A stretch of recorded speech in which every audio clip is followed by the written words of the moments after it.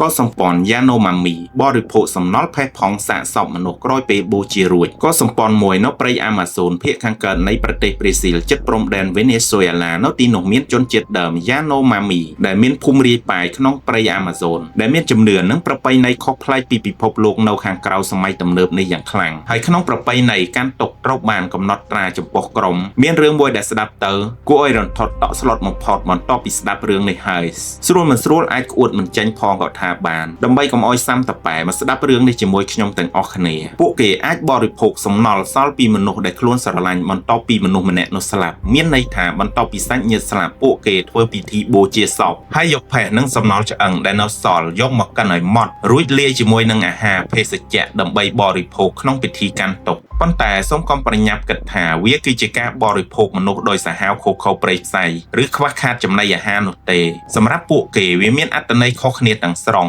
នៅពេលដែលសមាជិកម្នាក់ក្នុងភូមិស្លាប់ការស្លាប់មិនត្រូវបានមើលឃើញថាជារឿងធម្មតាទេគ្រាន់តែយកសាកសពទៅកប់ហើយបញ្ចប់ការស្លាប់អាចក្លាយជាពេលវេលាដ៏សំខាន់មួយដែលគ្រួសារនិងសហគមន៍ត្រូវប្រឈមមុខជាមួយនឹងការបាត់បង់ពិធីកាន់ទុក្ខក៏បានចាប់ផ្ដើមមនុស្សជុំវិញអ្នកស្លាប់ប្រមូលផ្ដុំគ្នាដើម្បីបង្ហាញភាពសោកសៅនិងរំលឹកដំណើរជីវិតរបស់អ្នកដែលបានចែកឋានទៅសម្រាប់យ៉ាណូម៉ាមីមានជំនឿថាអ្នកស្លាប់មិនត្រូវបានចាប់ទុកឲ្យដាច់ដោយឡែកពីអ្នកភូមិរបស់ពួកគេឡើយនេះហើយជាចំណុចដែលធ្វើឲ្យប្រពៃណីនេះក្លាយជារឿងដ៏គួរឲ្យភ្ញាក់ផ្អើលបំផុតមួយបន្ទាប់ពីវិធីពាក់ព័ន្ធនឹងសពដុតរួចរាល់មកសំណល់ដែលសល់អាចត្រូវបានរក្សានិងកែច្នៃតាមទំនៀមទម្លាប់របស់ក្រុមពួកគេបន្ទាប់មកក្នុងពិធីកាន់ទុក្ខសំណល់ផេះផង់ទាំងនោះអាចត្រូវបានបរិភោគដោយសាច់ញាតិឬសមាជិកសហគមន៍របស់ពួកគេហេតុអ្វីបានពួកគេធ្វើបែបនេះចម្លើយមិនមែនសាមញ្ញថាព្រោះពួកគេបរិភោគផេះផង់ដែលសល់ពីការដុតមនុស្សនោះទេសម្រាប់ប្រពៃណីនេះវាត្រូវមានលក្ខខណ្ឌគំនិតថារាងកាយរបស់អ្នកស្លាប់មិនគួរសល់ជារបស់ដែលត្រូវបានបោះបង់ចោលឬទុកឲ្យនៅឯក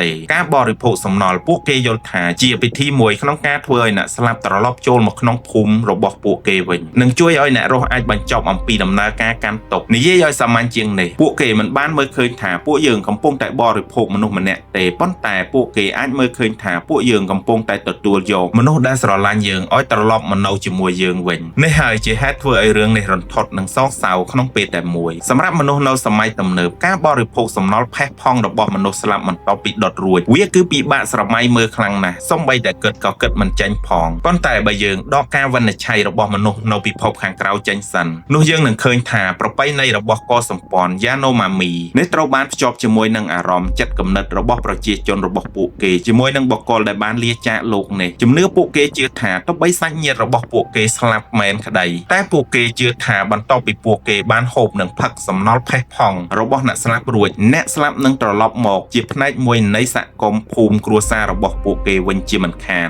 ពិធីនេះមានន័យថាការកាន់ទុក្ខត្រូវបានឈានទៅរកការបញ្ចប់ពេលដែលអ្នកស្លាប់ត្រូវបានរំលឹកនិងសំណល់ផេះផង់បន្ទាប់ពីដុតខ្មោចរួចត្រូវបានដោះស្រាយតាមប្រពៃណីរបស់ពួកគេគ្រួសារអាចបន្តរស់នៅដោយមិនចាំបាច់រក្សាសពឬសំណល់ទុកជារៀងរហូតប៉ុន្តែសម្រាប់តែអ្នកមើលពីខាងក្រៅរូបភាពនេះពិតជារន្ធត់និងអាក្រក់ខ្លាំងណាស់សាកសពដែលយើងគិតថាស្លាប់ហើយត្រូវបានបញ្ចុះនៅក្នុងភ្នូរឬដុតដោយភ្លើងសម្រាប់កសម្ព័ន្ធយ៉ាណូម៉ាមីដែលជាវិធីកាន់ទុក្ខខុសប្លែកផ្សេងក្នុងការលាគ្នាជាលើកចុងក្រោយទៅវិញប៉ុន្តែសម្រាប់មនុស្សមួយក្រុមវាអាចជារបៀបមួយនៃការគោរពការកាន់ទុក្ខនិងការលាគ្នាជារៀងរហូតប្រសិនបើមានឱកាសតើអ្នកអាចចូលរួមនឹងសាកល្បងសំណល់ផេះផង់សល់ពីការបូជាសពជាមួយនឹងកសម្ព័ន្ធយ៉ាណូម៉ាមីដែរឬទេ